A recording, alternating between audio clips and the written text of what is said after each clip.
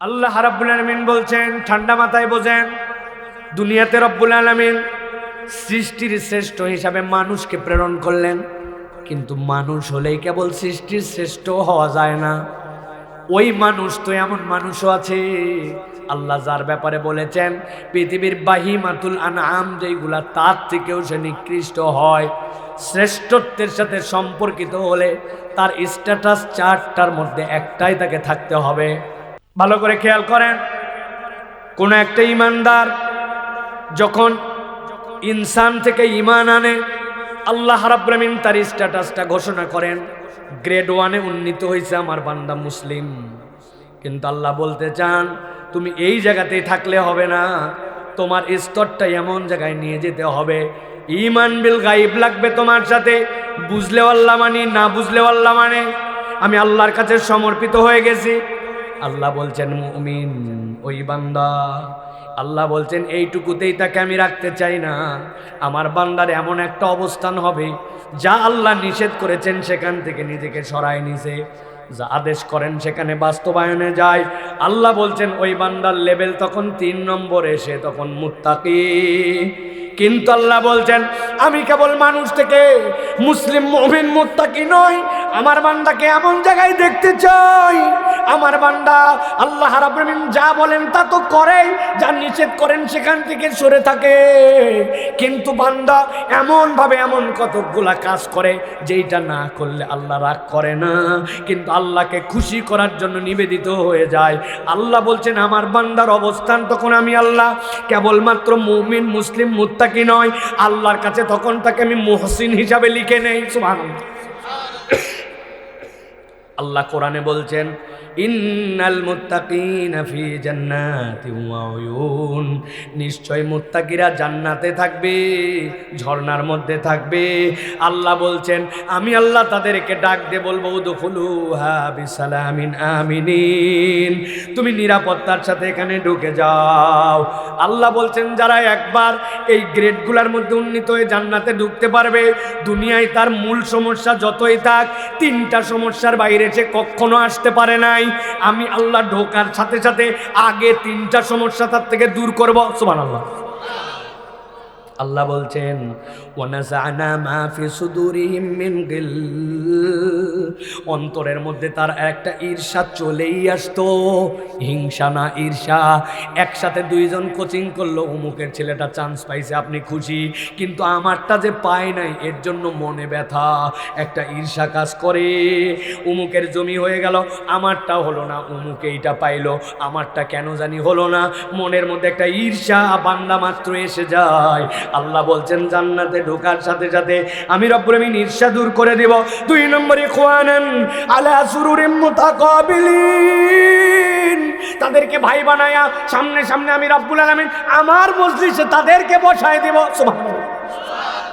3 নম্বর আল্লাহ বলছেন লা ইয়ামাসসুহুম ফিহা নাসাবুন, দুনিয়ায় যত ভালো বক্তাই হোক শুনতে শুনতে বিরক্ত আসে, যত ভালো খাবারই হোক খাইতে খাইতে ওটার প্রতি এক সময় অতিষ্ঠতা চলে আসে, যত এনার্জি থাকুক এক সময় তার মধ্যে ক্লান্তি আসে।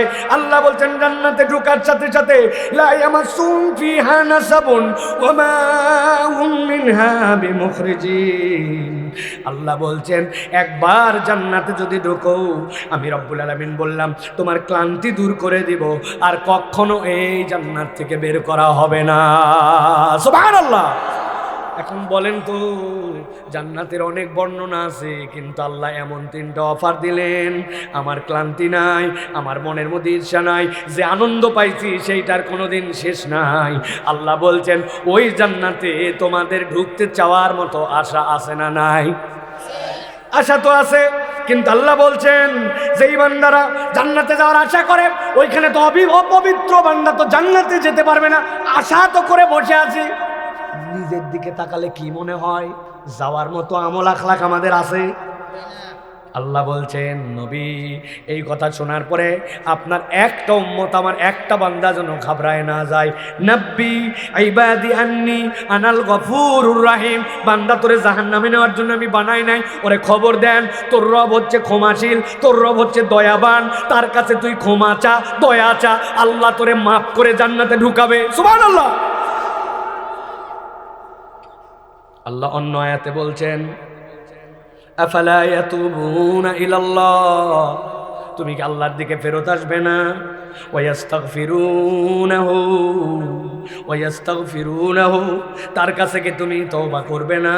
আল্লাহু গফুরুর রহিম, যদি তুমি তওবা করো আর ফেরত আসো, তোমার রবকে তুমি ক্ষমাশীল পাবা, তোমার রবকে তুমি রাহিম পাবা। সুবহানাল্লাহ। আল্লাহ অন্য আয়াতে বলছেন, কুল ইয়া ইবাদিয়াল্লাযীনা আসরাফু আলা আনফুসিহিম, যারা তার অন্তরের উপরে বাড়াবাড়ি করে ফেলেছো, লা তাকনাতু মির রাহমাতিল্লাহ, আল্লাহর রহমত থেকে কখনো নিরাশ হইস না বান্দা, মনে করিস না হবে না, আর আমার দ্বারা সম্ভব নয়, আমি শেষ হয়ে গেছি, মনে করিস না। লা তাকনাতু মির রাহমাতিল্লাহ, ইন্নাল্লাহা ইয়াগফিরুয যুনুবা জামিআ, তোর যত গুনাহ যিনি সব ক্ষমা করতে পারেন তিনি গফফার। সুবহানাল্লাহ। আল্লাহ রাব্বুল আমিন বলছেন, ওয়া আনিবু ইলা রাব্বিকুম ওয়া আসলিমু লাহু, আল্লাহর সাথে দিলটা লেপটায় ফেল, যত যা হইছে হইছে, কিন্তু কানেকশনটা ডিসকানেক্ট করিস না। আনিবু, লেগে যা, আল্লাহর সাথে সম্পর্ক রাখ।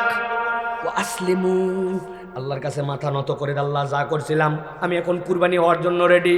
ওয়া তাল্লাহু লিল জাবিন, শুয়ে পড়ছি আল্লাহ আমি। মিন ক্বাবলি আন ইয়াতিয়াকুমুল আযাব সুম্মা লা তুনসারুন, তোমার আযাব চলে আসার আগে আল্লাহর কাছে সারেন্ডার করে দাও। পৃথিবীর মুফাসসিররা ব্যাখ্যা করছেন এই আযাব কোনটা?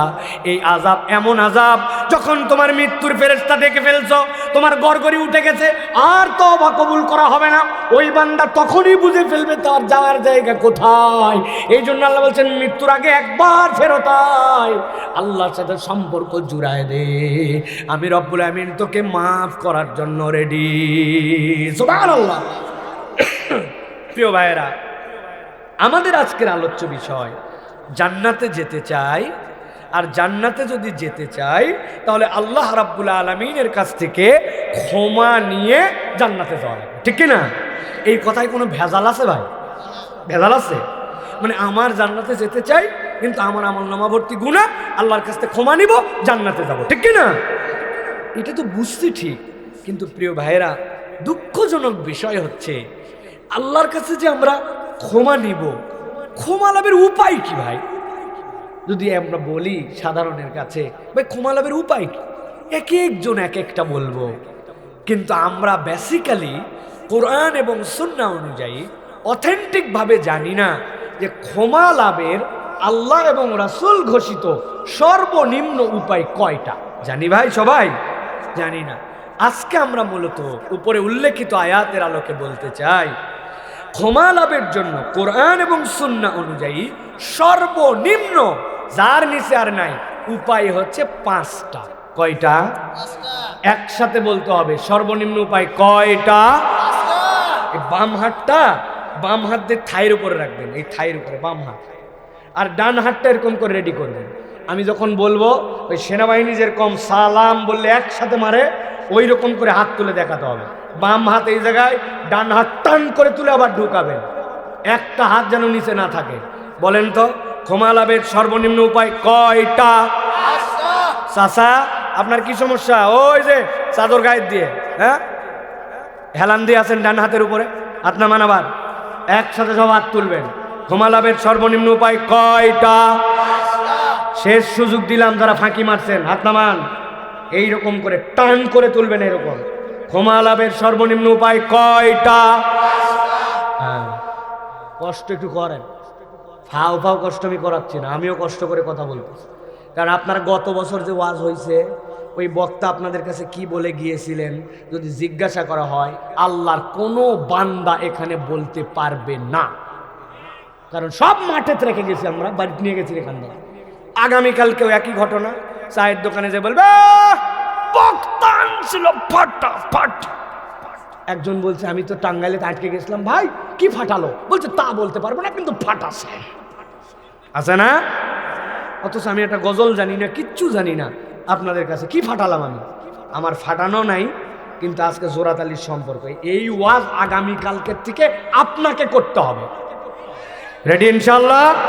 কোন কোন মুরব্বী জানি ঘুমাচ্ছিল, তাদের জন্য একবার কানের গোড়াত দিয়ে একবার 5টা এরকম করে বলে দিবেন। একবার রেডি সবাই, যেন চাঙ্গা হয়ে উঠে যায়, হ্যাঁ কিয়ামত হয়ে গেছে মনে হয়। তাহলে ক্ষমা লাভের সর্বনিম্ন উপায় কয়টা? কয়টা? মুরব্বীর দিকে কান দেন, মুখের বরাবর কয়টা? চলেন এটা শুনবো, আমল করার নিয়ত করব, বাড়িতে যাব ইনশাআল্লাহ। রেডি সবাই? স্বেচ্ছাসেবকরা সব আসছে না এখনো ঘুরতেছে? ঠিক আছে, হিসাব মিলান হবে। 1 নম্বরে, কেউ যদি আল্লাহর কাছে ক্ষমা পেতে চায়, তার জীবনে প্রথম যেটা লাগবে সেটা হচ্ছে ঈমান এবং নেক আমল। আল্লাহ বলছেন, নবী বলেন, সূরা ফাতহের মধ্যে আসছে, কোরআনের 48 নম্বর সূরা 29 নম্বর আয়াতে আল্লাহ বলছেন, ওয়াদাল্লাহুল্লাযীনা আমানু ওয়া আমিলুস সলিহাত মিনহুম মাগফিরাতাও ওয়া আজরান আযীমা। আল্লাহ বলছেন, নবী আমি আপনার উম্মতের জন্য আমি নিজেই আল্লাহ হিসাবে তাদের কাছে ওয়াদা করলাম। আমার আল্লাহর ওয়াদা করা লাগে, যিনি ওয়াদার স্রষ্টা তার ওয়াদা করা লাগে না। দুনিয়ার মানুষ ভক্কর চক্কর ওয়াদা করে, আল্লাহ এটা বোঝানোর জন্য বলছেন তোমরা ওয়াদা করো, আল্লাহ ওয়াদা করেন। তা আল্লাহর ওয়াদার একটা পার্থক্য আছে। আপনি বাড়ির থেকে যাওয়ার সময় বাচ্চার কাছে ওয়াদা করে গেছেন, বাবা বাজার করে আসার সময় তোমার জন্য ললিপপ আনবো। বাজারের ঠেলায় ললিপপ আনার কথা ভুলে যায় বাপেরা, হয় কিনা? বউয়ের সাথে সেই রকম ভালোবাসা, হঠাৎ হঠাৎ আবেগ বাইরে যায়, হাতের দিকে তাকাইছে, তাকায় বলছে, বউ সেই বিয়ের পরের থেকে তোমার ঘড়িটা তোমার চুরিটা দেখি ব্যবহার করতে করতে চিকন হয়ে গেল। আল্লাহ দিলে এবার ধান ভালো হয়েছে, ধান উঠলে তোমাকে নিয়ে চলে যাবো লেঙ্গা, যাওয়ার পরে স্বর্ণকারের দোকানে এটা দিয়ে ভাঙবো, আদা ভরির মতো সোনা দিব, দিয়ে এই চুরি আর চিকন আমার দেখতে মনে হয় না, তোমার চুরিটা এবার মোটা বানান লাগবে। এইটা বলার পরে আবেগের সম্পর্ক শেষ। হঠাৎ করে খবর পাইছে উনি 22 ক্যারেট সোনার ভরি 2,15,000। এরপরের থেকে বইয়ের চুরির দিকে আর তাকাই না। আসেনি ভাই? আমার আল্লাহ রাব্বুল বলছেন, আল্লাহ তোমার সাথে এরকম কোন ভক্কর চক্কর ওয়াদা করেন না। ওয়াদাল্লাহুল্লাযীনা আমানু, আল্লাহ বলছেন আল্লাহ ওয়াদা করতেছেন তাদের সাথে যারা ঈমান আনে। আর আল্লাহ বলছেন ওই ঈমান এনে বসে থাকে না, ওই ঈমানের সাথে ওয়া আমিলুস সলিহাত, নেক কাজ করে। আল্লাহ বলছেন আমি আল্লাহ ঘোষণা দিলাম, মিনহুম মাগফিরাতাও ওয়া আজরান আযীমা। আমি আল্লাহ বলে দিলাম তাদের সাথে আল্লাহর ক্ষমা জড়িত হয়ে গেল, ঈমানের সাথে নেক আমল যুক্ত হলো, আল্লাহ তাকে ক্ষমা করে দিলেন। সুবহানাল্লাহ বলেন। আজরান আযীমা, মুফাসসিররা ব্যাখ্যা করছেন আজরান আযীমা একটাই, আল্লাহ ওই বান্দাকে জান্নাতে তার দিদার দিয়ে দিবেন। এখন আমরা মনে করছি সহজ ব্যাপার হুজুর, ঈমানও আছে নেক আমলও আছে। এখানে যারা আমরা আল্লাহর কাছে বুক ফুলাই এইটুকু তো বলতে পারি আমরা ঈমানদার, ঠিক কি না? কিন্তু নেক আমল আছে কিনা আমাদের সাথে? আসেনি? আছে হুজুর, আছে। আছে কি কি আছে বলেন? নামাজ পড়ি, রোজা রাখি, হজ যদি ফরজ হয় করবো, যাকাতও দেই, নামাজ রোজা হজ যাকাত এগুলা আমাদের নেক আমল, ঠিক কি না?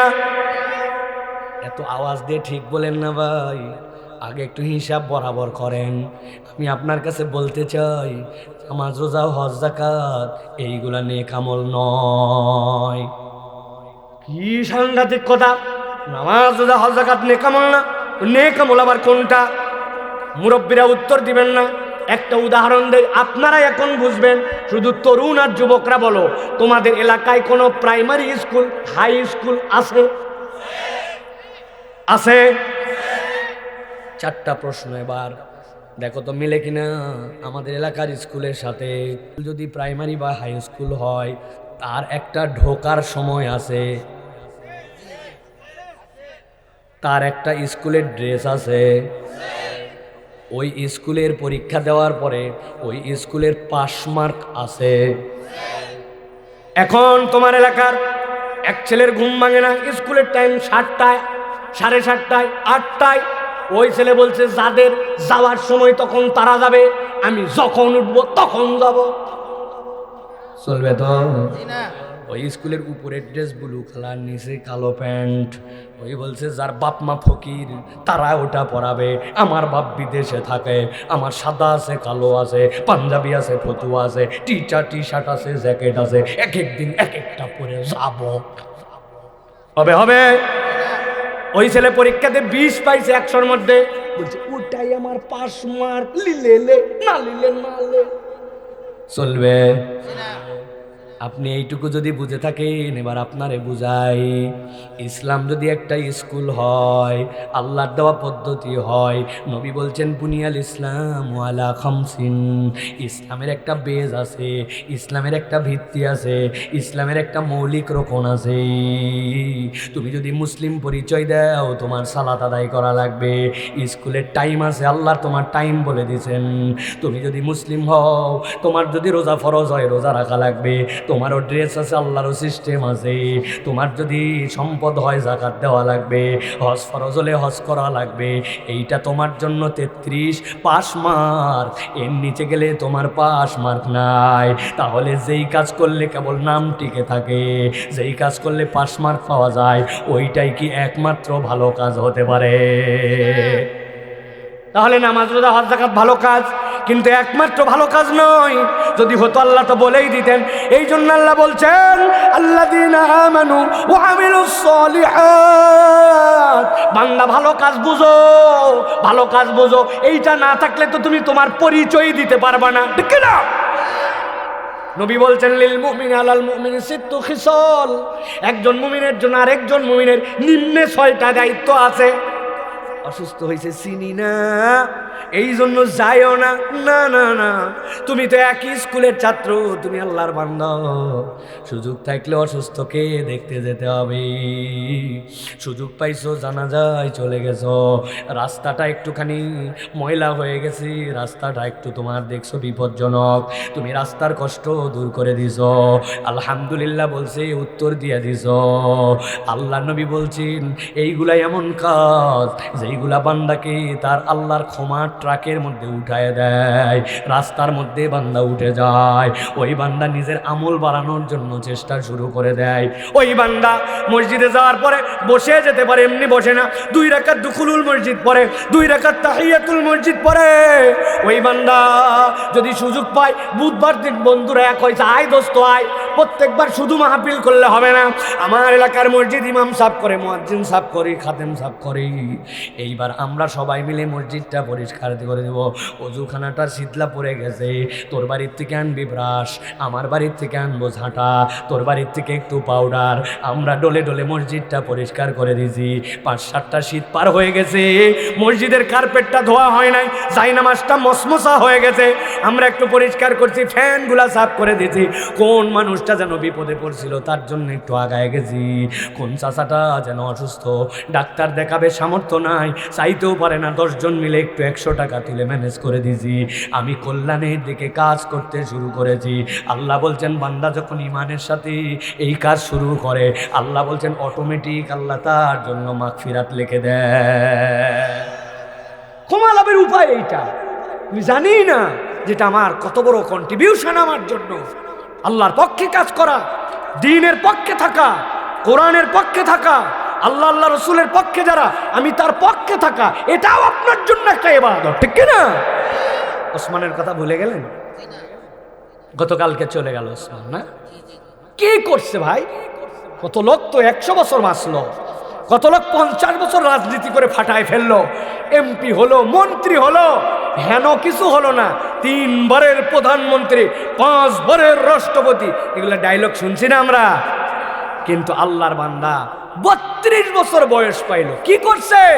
ইসলামের পক্ষে ছিল, শানিত যুক্তিতে ইনসাফের পক্ষে কথা বলতো, বাংলাদেশকে ভালোবাসতো, আল্লাহ রসুলকে উপরে তুলতো, ইমানের পক্ষে ছিল, LGBTQ সমকামিতার বিপক্ষে কথা বলেছে, সে ইনসাফের পক্ষে কথা বলেছে, আল্লাহর বান্দাকে আল্লাহ কবুল করছে, ঠিক না? বয়স হিসাব করো, তোমার আমার বয়স হিসাব করো, 32 হতে কত বাকি, অথবা 32-এর পরে কত বেঁচে ফেললাম, কিন্তু আল্লাহ কবুল করলে কেমনে 13 বছর এই জায়গায় যায়, ঠিক না? এক জুমার দিনে আক্রান্ত হয়ে আল্লাহ 7 দিন কেন রাখলেন? অনেক ভাবলাম, তৎক্ষণাৎ তো মরতে পারতো। ইয়াংরা চিনতো, অনেক মুরব্বীরা চিনতো না। আল্লাহ 7 দিনে সব মুরব্বী পর্যন্ত পৌঁছাইতে থাকে। হাই হাই, এই ছেলে বলে কিরে, এই ছেলে বলে কিরে, যা বলে তাই তো আগুন, যা বলে তাই তো বারুদ, ঠিক না? আমি আপনাদের কাছে বলতে চাই, জাতির কাছে বলতে চাই, ওসমানের জন্য মায়া কান্না করে লাভ নাই। তার আমল সে নিয়ে চলে গেছে, লক্ষ লক্ষ মানুষের দোয়া পাইছে।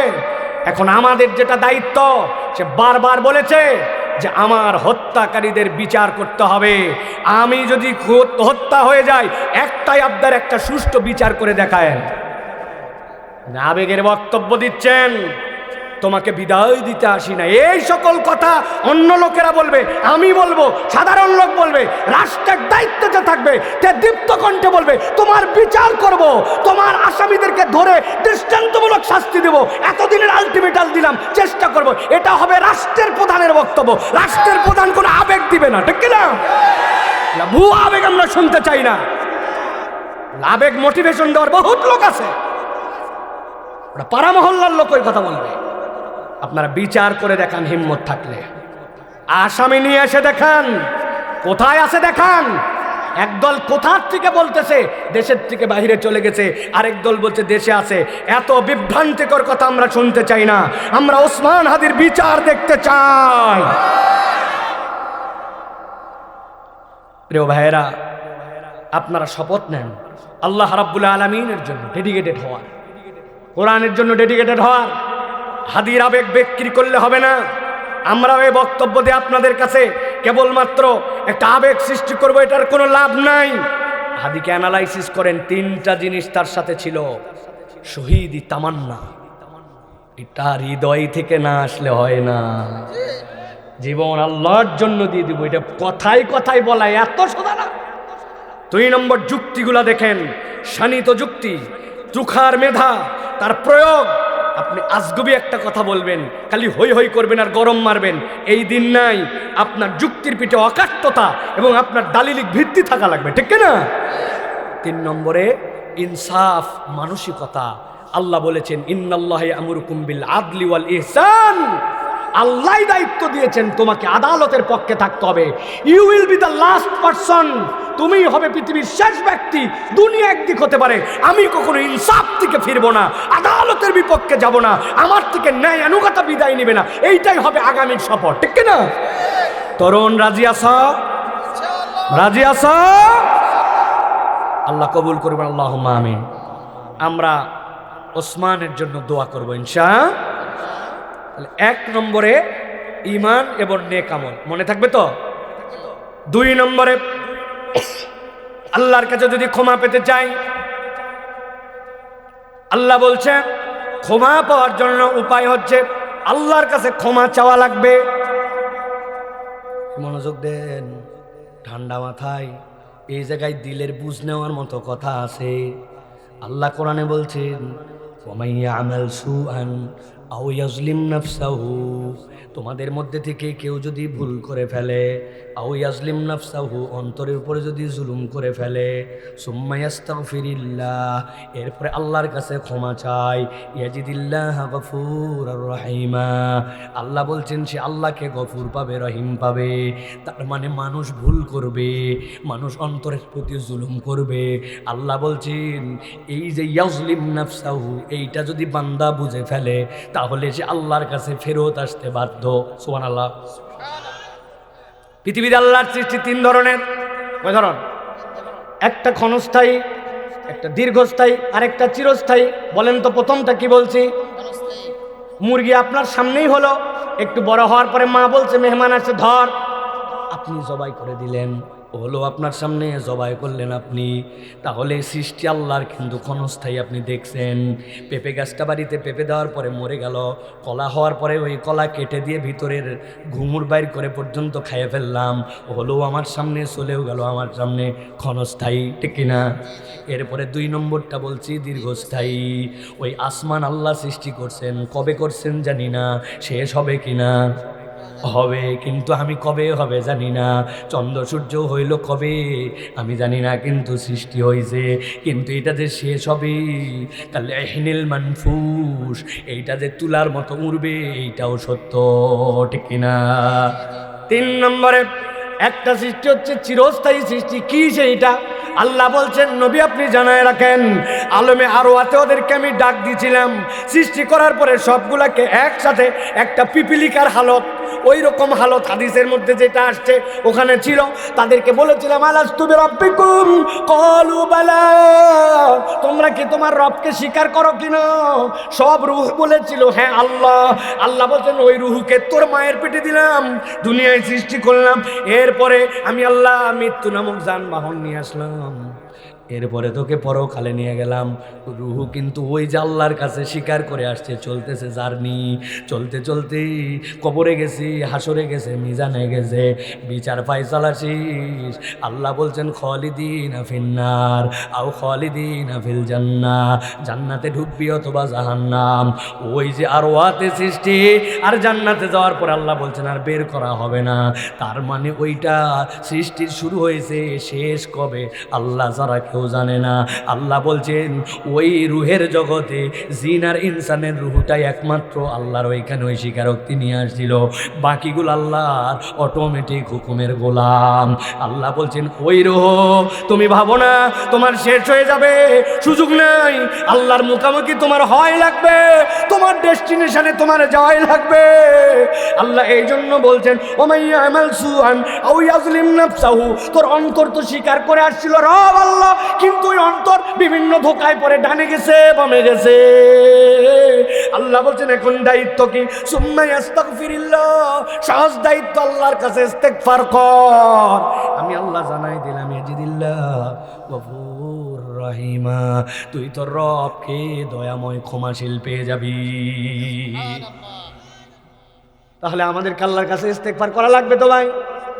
হুজুরের তো জানাই কথা, জানা কথা জেনেই আমি বলতেছি, বুঝে সুঝে আপনার কাছে বলতেছি, ক্ষমা চাওয়া লাগবে জানি, কিন্তু আমরা যেমনে ক্ষমা চাই ওটা একটা স্বয়ং বেয়াদবি। কেমনে চাওয়া লাগবে শিখি নাই।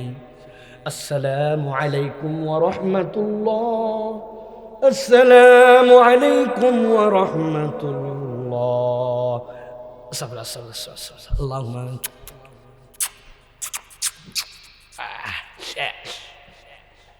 কি বলছেন সালামের পরে? আস্তাগফিরুল্লাহ এইটুকু পর্যন্ত বলেন নাই। কি এইটা আপনার? হুজুর ক্ষমা তো যা লাগবে এমনে। দুইটা উদাহরণ সেট করে দিয়ে যায়, মাথার মধ্যে ঢুকায় রাখবেন। আপনার এলাকায় ইউনিয়ন পরিষদ আছে, ইউনিয়ন পরিষদ থেকে বয়স্ক ভাতা দেয়, চেয়ারম্যানের কিন্তু একটা অনুমতি লাগে, ওয়ার্ড কাউন্সিলের থেকে আবার একটু পাওয়ার পেনশন নেওয়া যাওয়া লাগে। বাপরে গরম হের। চেয়ারম্যান সাহেব দেখা করতে আসছে, কি জানলাম আব্দুল গফুর নামে এক লোক আসছে, এর নাকি বয়স্ক ভাতা লাগবে। চেয়ারম্যানকে একটু ব্যস্ত আছি, 5 মিনিট পর পাঠাও। গমের হিসাবটা মিলাচ্ছি কাউন্সিলরদের সাথে, এই সময় আউটের লোক ঢুকান যাবে না, কাবিখার প্রজেক্টের ভাগ বাটোয়ারা আছে, ঠিক না? সব চেয়ারম্যানের নাই, কিছু কিছু আছে। সব কাজ শেষ বলে মুরব্বী ডাক দাও। মুরব্বী ভিতরে ঢুকছে। আসসালামু আলাইকুম চেয়ারম্যান সাহেব, আমার নাম আব্দুল গফুর, আমার বয়স হয়েছে 70, আমার কিন্তু একটা বয়স্ক ভাতা সার্টিফিকেট দরকার, দয়া করে তাড়াতাড়ি দিয়ে দেবে। গেলাম, আসসালামু আলাইকুম। চেয়ারম্যান বলছে ধর ধর তো ধর। কি বললো রে? কি বললো মানে যা বলার বলিছি। ভাব দেখেন চেয়ারম্যানের কি পাওয়ার আর কি ক্ষমতা, কিন্তু বেয়াদবের মতো বলছে, হর করে বলছে, এই জন্য চেয়ারম্যান লোড নিতে পারে না। কথা বলেন। আপনার 2 ছেলে একই নামে গ্রামে আছে, বাপ ভিন্ন, একজন এটা দোষ করে আসছে, ওর নাম ধরেন আরমান আলী, 2 জনারই ধরে নিয়ে চলে গেছে পুলিশ। ওর বাপের তো মাথা খারাপ, কিরে যায় থানায়, দেখে বাহিরের ডাইজেস্টের মধ্যে লেখা আরমান আলী পিতা আব্দুল গফুর মাতব্বর। আরে আব্দুল গফুর মাতব্বরের বেটা, আমার নাম হচ্ছে অমুক, আর ওটা হচ্ছে আব্দুল গফুরের ছেলে, 2 জনের এক নাম।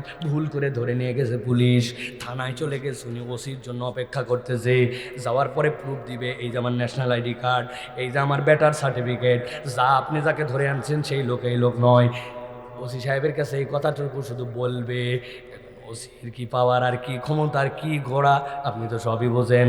ওইখানে যাওয়ার পরে এখন যেই লোকের বেটা আটকাইছে, ও ওসির সামনে যাওয়ার পরে বলতে চায়, আমার বেটা নাম মানে আমার নাম কিন্তু আব্দুল গফুর, আপনি ভুল করে চলেছেন একজনকে, ব্যাপার থেকে আপনার খবর হয়ে যাবে, কিন্তু তারা তাকে ওকে বাইর করে দেন। পুলিশ বলবে পরে দেখা যাবে কি ঘটনা, আগে একে বান। কথা ঠিক না? আমি এর থেকে বেশি আর বোঝাতে পারবো না ভাই। সাধারণ একটা মানুষের পাওয়ার নাই, তার কাছে আপনার এক্সকিউজ উপস্থাপনের জন্য আপনি তাড়াহুড়া করেন, এলোমেলো করে বলেন, আদবের সাথে না বলেন, ওই লোক খেপে যায়। আর আমার সারা জীবনের গুনাহ মাপ নেওয়ার জন্য আল্লাহর কাছে আমি দাঁড়াইছি, আমার হাতে সময় নাই। এরকম বেয়াদব বান্দা আছে না নাই? কারা তারা? আমি এক নম্বর। সারা জীবনের গুনাহ আমার, আল্লাহর কাছে আমি তাহাজ্জুদের সময় উঠে জীবনে 15 মিনিট কাঁদছি। চোখগুলা মনে হচ্ছে বের হয়ে যাবে, যেন সিজদার থেকে মাথা উঠাই না। আল্লাহ, আমার জানা গুনাহ, অজানা গুনাহ, ছোটবেলার গুনাহ, বড়বেলার গুনাহ। প্রাইভেট পড়তে যাচ্ছিলাম, ঢেল মারছিলাম বড়োয়ের কাছে, ওইখান থেকে 2টা বড়ই খাইছিলাম। অমুকের আম গাছ থেকে আম পাড়ে খাইছিলাম। ইচ্ছা করে আল্লাহ গরু ছাগলের খুঁটি ঢিল করে রাখছিলাম, যাতে উঠে পাশের খেতে একটু খাইতে পারে। কেউ জানে না, কিন্তু ঢিল যে দিছিলাম এটা আমি জানি। আল্লাহ, আমার গুনার কোনো শেষ নাই। আল্লাহ, তোমার কাছে আজকে মাথা নামাই দিছি। আল্লাহ, তুই আমারে মাফ কর। আল্লাহ, মাফ কর। আল্লাহ, মাফ কর। আধা ঘন্টা চোখ ভাঙ্গায় কান্না আনছি, এক একটা সিজদা 15 মিনিট দিছি, হাত তুলে আল্লাহর কাছে গফুর গাফফার, গফুর গাফফার। আল্লাহ, তুই আমারে মাফ কর, মাফ কর, মাফ কর। হাত নেমে যায়, আবার উঠাইছি, হাত থাকতে চাই না, আবার উঠাইছি। আল্লাহ, মাফ কর। গুনায় ভর্তি জীবন, আধা ঘন্টা জীবনের টানা দোয়া করছি, এক সিজদা 15 মিনিট দিতে হাত তোলেন। আল্লাহ এমনি বলেন নাই সুম্মা আস্তাগফিরুল্লাহ। বান্দা ঠোঁটের কথা ইস্তেগফার হয় না, ইস্তেগফার দিলের থেকে করা লাগে। হুজুর, আমার বেটার জন্য দোয়া করেন। 500 টাকা আবার হাদিয়াও দিছে। আমার ছেলের চাকরির জন্য দোয়া করেন। আরে ভাই, আমি তো কন্ট্রাক্টর, মূল মালিকের কাছে আপনি আপনার এজেন্ট। আপনি আপনার সন্তানের জন্য জীবনে দোয়া করলেন না 15 মিনিট? জুম্মার দিন আসর থেকে মাগরিব মসজিদ থেকে বাড়াই নাই, আজকের বিকাল আমার বাচ্চার জন্য দিয়ে দিলাম। আল্লাহ, ওরে মানুষ বানাও, বানাও, বানাল্লাহ, বানাল্লাহ। দিবি না কেন, দিবি না কেন? আসর থেকে মাগরিব কান্দা আসে না, তাও ছাড়ে না। কখনো সিজদায় চলে যায়, কখনো রুকুতে চলে যায়, কখনো হাত তুলে বলে, কখনো দাঁড়ায় বলে, কখনো বুকে কোরআন শরীফ নিয়ে বলে। 1 ঘন্টা 1.5 ঘন্টা সন্তানের জন্য দোয়া করতে করতে পাগল হয়ে গেছে। মনে করছে সন্তান অটোমেটিক হয় না। বাপ মায়ের দোয়া লাগে, দোয়া লাগে, দোয়া লাগে। খালি বলেন বাচ্চার দোষ, বাচ্চার দোষ। আপনি দোয়াই করেন না আপনার নাতির জন্য। আল্লাহ, আমি চলে যাব দুনিয়ার থেকেই। আল্লাহ, ওই ইমাম বুখারীর মতো আমার নাতিকে বানাও, ইমাম গাজ্জালি বানাও, ইমাম নববী বানাও, আমার ছেলেটাকে হাফেজ বানাও, আলেম বানাও। ইব্রাহিম আলাইহিস সালাম 4000 বছর আগে দোয়া করছে, রব্বানা ওয়াবাস ফীহিম রাসূলাম মিনহুম।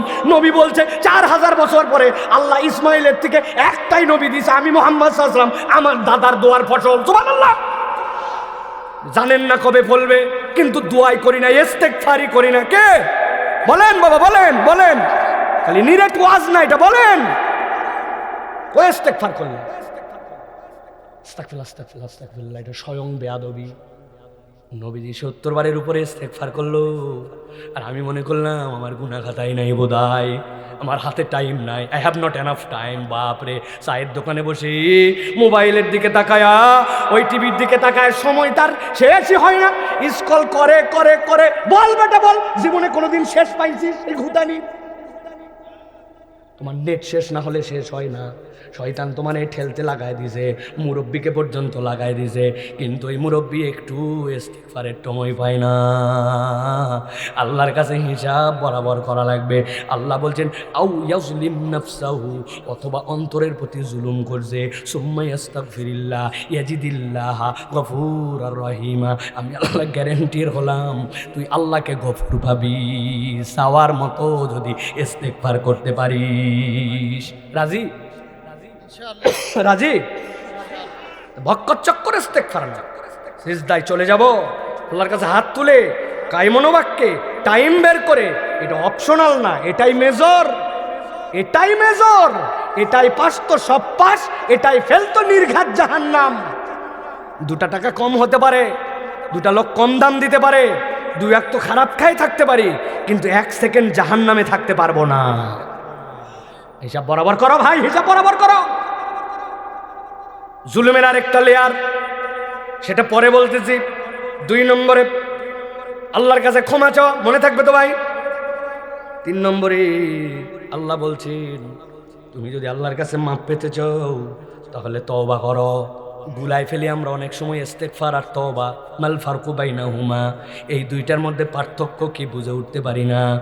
আল্লাহ কোরআনে বলে দিচ্ছেন, সূরা শূরা 25 নম্বর আয়াত 42 নম্বর সূরার মধ্যে আল্লাহ বলছেন, ওয়া হুয়াল্লাযী ইয়াকবালুত তাওবাতা আন ইবাদিহি, তিনি সেই আল্লাহ যিনি বান্দার থেকে তওবা কবুল করেন, ওয়া ইয়াফু আনিস সাইয়্যাত, তার গুনাহ খাতা মাফ করে দেন, ওয়া ইয়ালামু মা তাফআলুন, তিনি সেই আল্লাহ তুমি যা করো সব যিনি খবর রাখেন। সুবহানাল্লাহ।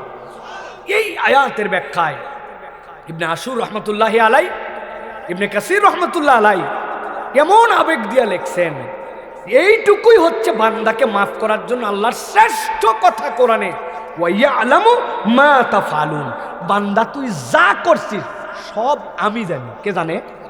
বলেন না কে জানে? একটু আদর করে বলেন না কে জানে? লাভ কি? জানার লাভ কি? জানার লাভ হচ্ছে যে আমি ভিক্ষুক আপনার বাড়িতে গেছি, আপনি বলছেন মাফ করলাম, মাফ কর, ডিস্টার্ব করিস না, টাকা নেই। চিন্তা করছেন না, দেখ এই গ্রামে 30 ঘর, টার্গেট আগের থেকেই ছিল যে 10 ঘর দিবে না, অভ্যাস নাই, কিন্তু 20 ঘরে পাবো, ঠিক না ভাই?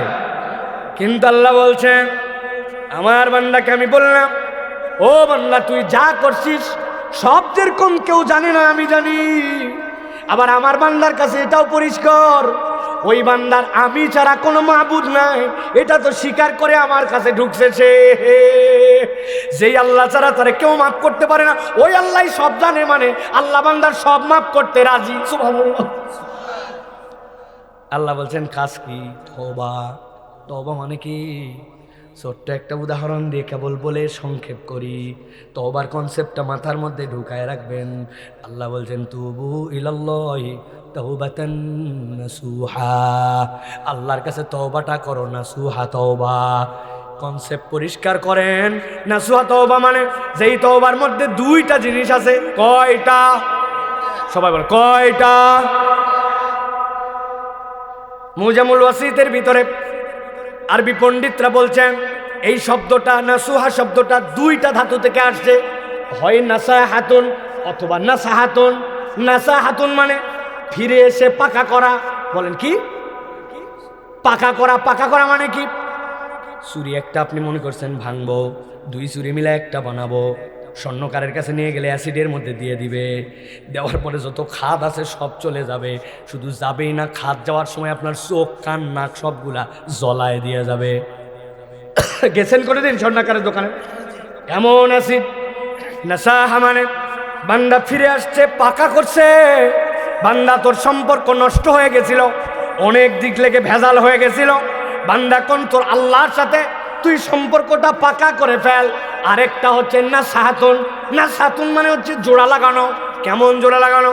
টাঙ্গাইলে যারা মহিলার আওয়াজ শুনতেছেন, যাদের নাতি নাতকুর হয়েছে, পোতাপুতি হয়েছে, পোতাপুতির খবর পেটে আসার পরে, নাতি নাতনির খবর আসার পরে নানা নানি দাদা দাদির কিছু প্রস্তুতি আছে। নানিদের প্রস্তুতি কি? অন্তত পক্ষে কিছু কাঁথা বানানো লাগবে, ঠিক কিনা? কাঁথা কি দিয়ে বানায় আপনার এলাকায়? আমাদের এলাকায় আমার মাকে দেখছি, আমার নানিকে দেখছি, আমরা তো 7 ভাই বোন, পিটাপিটি আমাদের।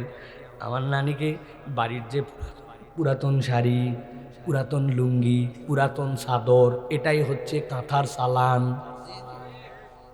পরপর করে শাড়ি ধরছে, প্রাত করে ছিঁড়ে যায়, টান দিছে সাথে সাথে লুঙ্গি ফরফর করে ছিঁড়ে যায়, চাদর ছিঁড়ে যায়, ঠিক কিনা?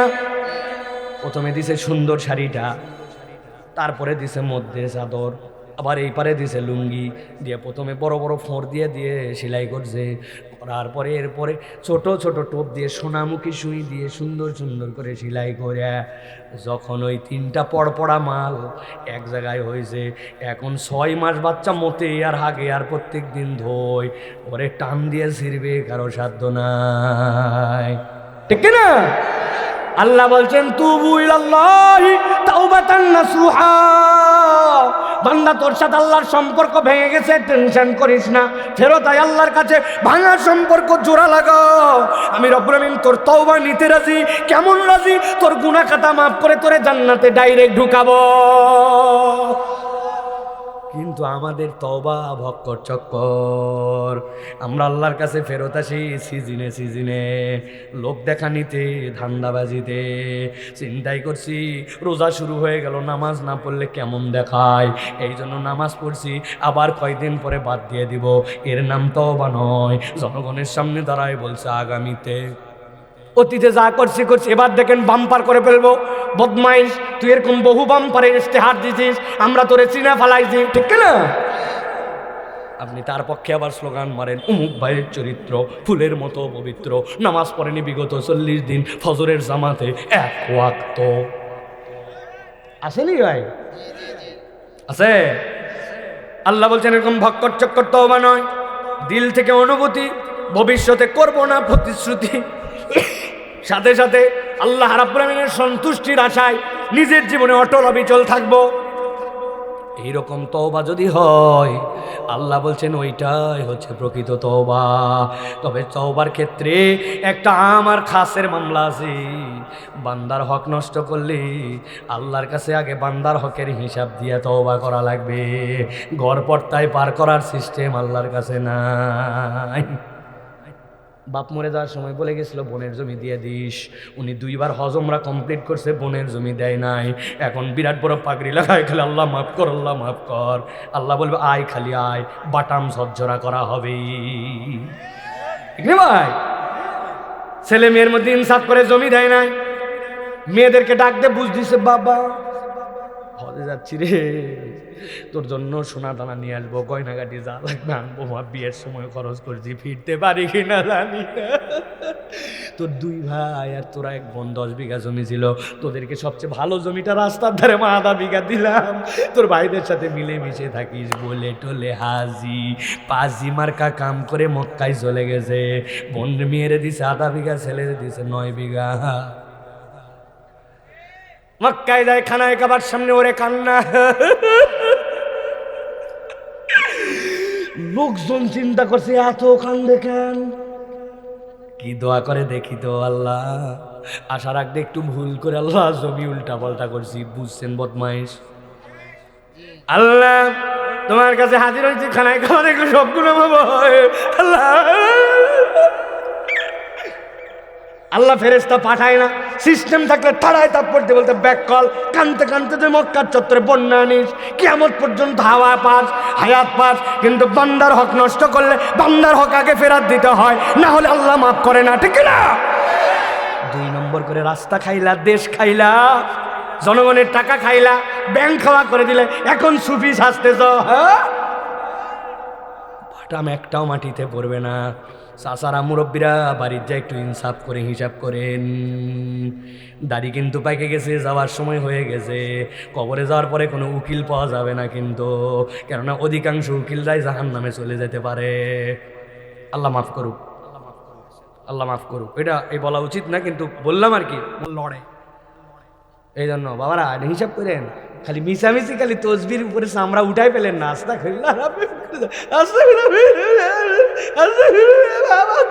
হবে না, ছেলে মেয়ের মধ্যে আপনি 2 নম্বর করছেন, হিসাব বরাবর করা লাগবে।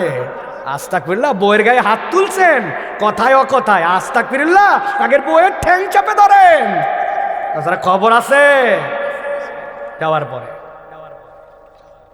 এটা তওবা।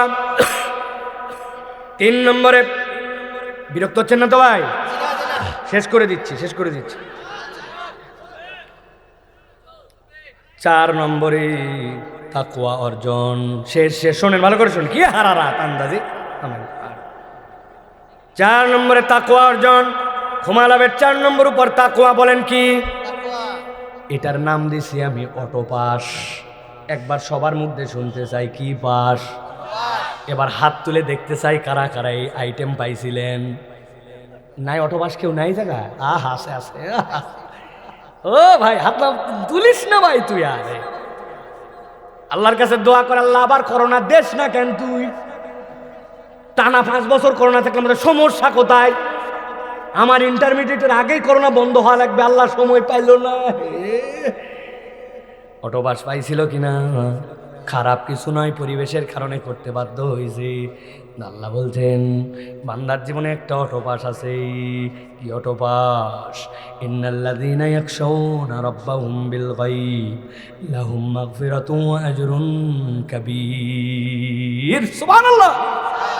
আল্লাহ বলছেন বান্দা, ইন্নাল্লাযীনা ইয়াখশাউনা রাব্বাহুম, তোর যদি একটা কোয়ালিটি থাকে, তোর যদি একটা যোগ্যতা থাকে, কি যোগ্যতা? আল্লাহ বলছেন যেই বান্দা তার আল্লাহকে ভয় করে। সুবহানাল্লাহ বলেন।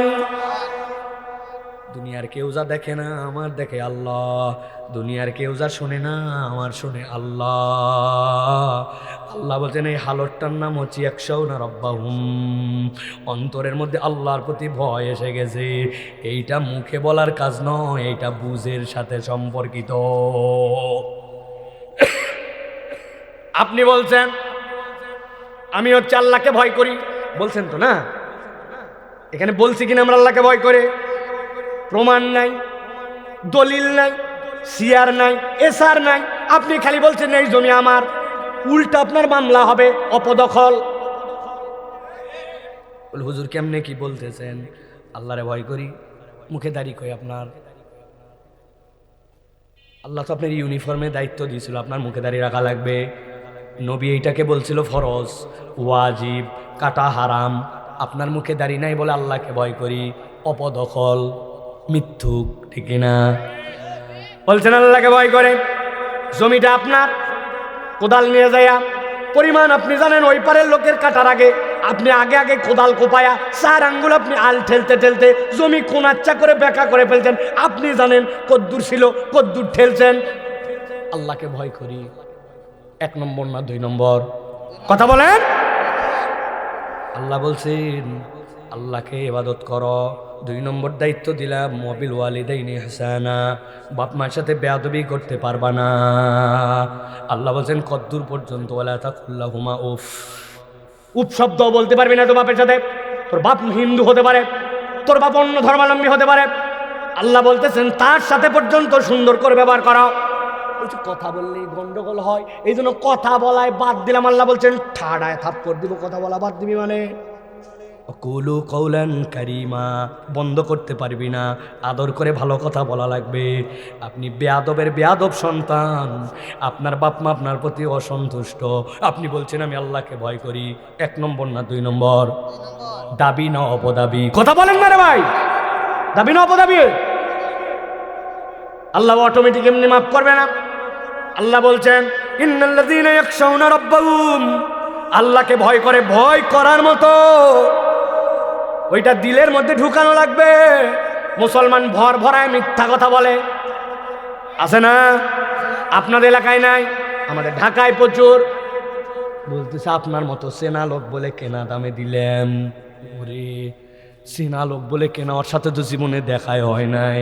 চিন্তা করলাম পাশের দোকান থেকে একটু টালি করে দেখি তো, এত মহব্বতে দিল। যাওয়ার পরে বলতেছে যে দামেই কিনেন না কেন, দাম এইটা, প্লাস মাইনাস করে দেখি 700 টাকা কাল্লা কাটা। দোকান হালাল মাল হালাল, লাভ করাও হালাল, কিন্তু এই হালাল মাল হারাম বলে বেচে দিল, আছে না নাই? আমার আল্লাহ বলতেছেন ইন্নাল্লাযীনা ইয়াখশাউনা রাব্বাহুম বিল গায়ব, অন্তর থেকে আল্লাহকে ভয় করা লাগবে। ভয় করা মানে আল্লাহ যা বলছি ওইটার বরখেলাপ করি না, আল্লাহ যা নিষেধ করছে ওইটা আমি করি না। মহিলা মাহফিলে আসলে ওরে পর্দা, বাপ রে বাপ, ঢাকায় ঢুকায় ঝুপুর ঝাপুর, উপর দিয়ে আবার এক্সট্রা চাদর। কিন্তু উনি ঈদের দিন যখন, উনি বিয়ের দিন যখন, উনি যখন বাজারে যায় তখন উনি 3 পিস, যদিও বলে 1 পিসের খোঁজ পাওয়া যায় না, ওটা দড়ির মতো পেঁচাতে পেঁচাতে গোলাদের নিচে নেমে গেছে। খালি ছেলে মানুষের দেশ, তুই তাকালুকা, আছে না? ও মা, এই ভক্কর চক্করের নাম ইন্নাল্লাযীনা ইয়াখশাউনা রাব্বাহুম নয়। আপনি আল্লাহকে যদি ভয় করেন, আল্লাহ যা বলছি তা আপনাকে পালন করা লাগবে। পর্দা কোনো আনুষ্ঠানিক বিষয় নয়, বালেগ হওয়ার পরের থেকে মরা পর্যন্ত পর্দা ফরজ, ঠিক না? যারা ঠিক বলছেন আপনাদেরই ভাই বোন, কিসের ঠিক? কে ঠিক? আলা কুল্লুকুম রাইন কুল্লুকুম মাসউলুন আন রাইয়াতিহি, আপনাকে আল্লাহ ঘাট ধরে জিজ্ঞাসা করবে, এই বেয়াদব ভাই তোর বোন বেপর্দা করে ঘুরে বেড়াতো আর তুমি ঠিক ঠিক মাহফিলে মারছিলা। আসো তোমার আগে ডবল পানিশমেন্ট হোক। আমি একটা কথাও বানায় বলতেছি না ভাই, এই জন্য ক্ষমা তো চাই, কিন্তু অটো পাশের মার্কের মধ্যে আমার নাম আছে কিনা হিসাব মিলায় নিয়ে। আল্লাহর জন্য কতটুকু ভয়, যতটুকু আল্লাহ বলছে তাই করা লাগবে, যা ছাড়তে বলছে তা ছাড়া লাগবে। সুদের কারবারে জড়িত হয়ে আবার গরিব মানুষে 200 টাকা দান করে, এর থেকে বড় 2 নম্বর মুনাফিক আর না। গালি দেয় মুখ দিয়া, গিবত করে, চাচার দাড়ি পাইকা গেছে গিবত করে, মহিলা 2 জন বসলেই 3 জনের নম্বরে কথা বলে, ঠিক কিনা? জানিস না তুই দুলাল দুলাল সৌদি আরব গেছে যেটা, ওর বউ শুরু। আরেকজন বলতেছে অত দূর যাওয়া লাগবে না, ইমাম সাহেবেরটা শুন। আমাদের ইমাম সাহেবের যা জানিয়া মধ্যের জন্য অনেকক্ষণ কথা বলে না, শেষে বলছে এগুলো কথা বলা উচিত না, না বলেও পারি না, আল্লাহ মাফ করুক, কথা ঠিক। বোঝেননি না কি পরিমাণ চিটিং বাজ এই দুনিয়া ভরে গেছে, ঠিক না? অতএব প্রিয় ভাইরা, ক্ষমা চাই কিনা আল্লাহর কাছে? চাই কিনা, চাই কিনা, চাই কিনা? ইন্নাল্লাযীনা ইয়াখশাউনা রাব্বাহুম, অন্তর থেকে আল্লাহকে ভয় করতে হবে। কেউ দেখে না, দেখে কে? আল্লাহ বলছেন ওয়াসিরু কওলাকুম আও ইজহারু বিহি ইন্নাহু আলিমুম বিযাতিস সুদূর। মুখ দিয়ে বলে ফেলার না বেলা, মনের মধ্যে রেখে দে, ইন্নাহু আলিমুম বিযাতিস সুদূর, তোর খবর কিন্তু অন্তরেরটা আল্লাহ জানে। এত বড় দাড়ি পাক ধরে গেছে, মানুষ মনে করছে মুরব্বির দিকে ঢল মারছে বয়স, সামনে যে মহিলা একটা চলে গেছে, উনার অন্তরে কি কল্পনা হয়েছে চাচা, এইটা বাহিরের লোক জানে না। যদি আল্লাহ জানানোটা জানায় দিত তাহলে সালাম কেউ দিত না, কপালের দিকে থুতু মারত। কথা বলেন? আল্লাহ এই জন্য বলছেন অন্তরে যা আছে বাইরে আছে সব আল্লাহর কাছে খবর, তুমি তার কাছে স্যালেন্ডার করে দাও। আমি আল্লাহ মাফ করার জন্যই বললাম লাহুম মাগফিরাতু ওয়া আজরুন কাবীর। এই যোগ্যতা অর্জন করতে পারলে মাফই করব না, আমি আল্লাহ জান্নাতে তোর সাথে দেখা দিব।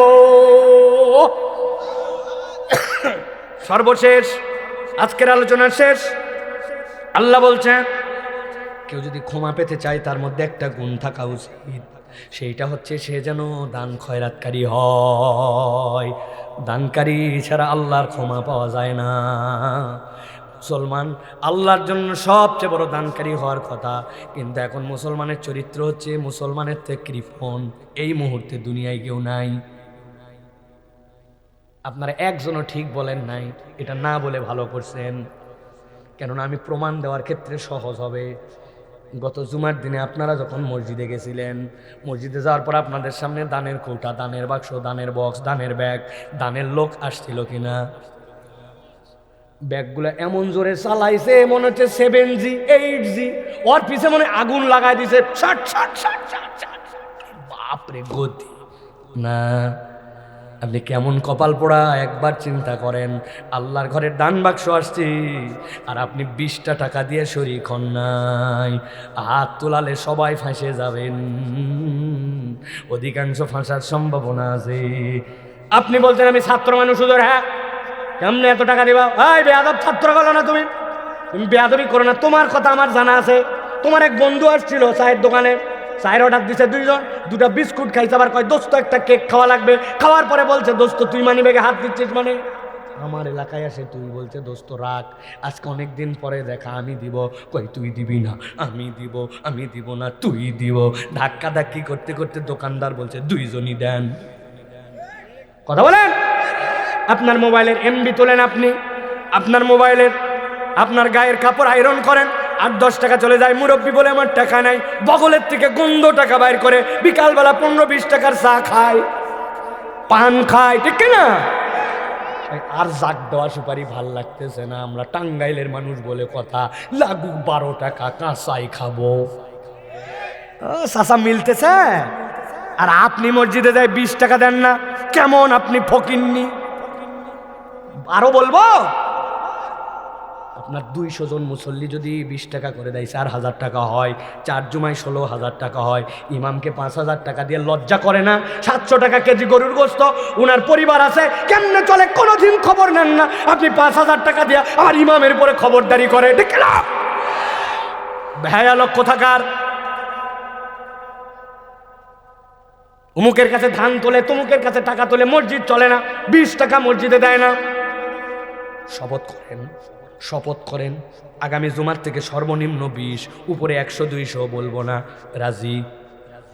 ইনশাল্লাহ বললে হবে না। হাত তোলেন, হাত তোলেন, সব টুপি খোলেন, হাতের টুপি বাম হাতে নেন, খোলেন টুপি, খোলেন, যাদের টুপি আছে মাথা খোলেন, সবগুলা খোলেন, মনে থাকবে না তাছাড়া আপনি খোলেন, সব টুপি খোলেন। আর যাদের টুপি নাই তারা হচ্ছে মাথা হাত দেন এরকম, হ্যাঁ টুপি খোলেন, সব খোলেন, মনে রাখা লাগবে, তাছাড়া উপায় নাই, আমি কোনো উপায় খুঁজে পাচ্ছি না। আল্লাহর ঘরে টাকা দেয় না। আমার মুয়াজ্জিন বলতেছে, হুজুর এই জুমায় 17টা 1 টাকার নোট আসছে।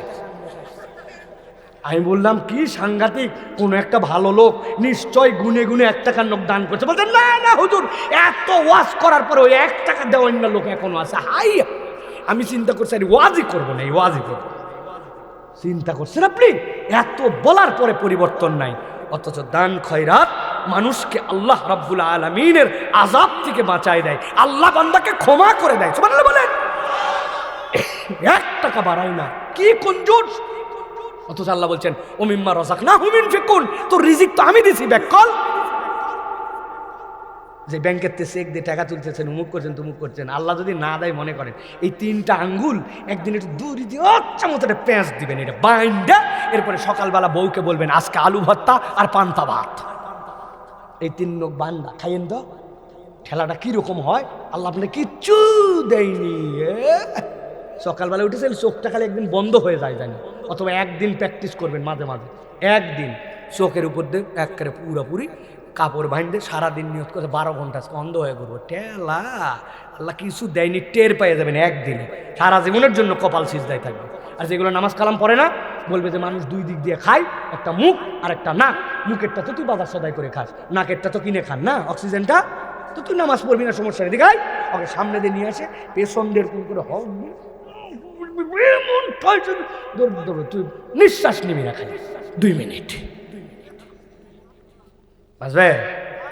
বলে দিন যে বেশি নড়াচড়া করলে ছাইড়ে দিস, এটা টাইট দেওয়ার জন্য শিখালাম। হ্যাঁ, ইয়ার কি মারেন আপনি, আল্লাহর নিয়ামত খুঁজে পান না, না আল্লাহ রাব্বুল আমিনের কাছে আপনার নিবেদিত হতে মন চায় না, না পকেটে আপনার টাকা বাড়ায় না, কবরে নিয়ে যাবেন সবগুলা। কবরে মানুষ কিচ্ছু নিয়ে যেতে পারে, শুনলে অবাক হবেন। কবরে একটা জিনিস নিয়ে যায়, আপনি মনে করেন কি বলেন তো? হ্যাঁ আমল না, মানে ওগুলা তো আছে, ওগুলো তো আপনি এত হাইপোথেটিক কথা বলতেছেন।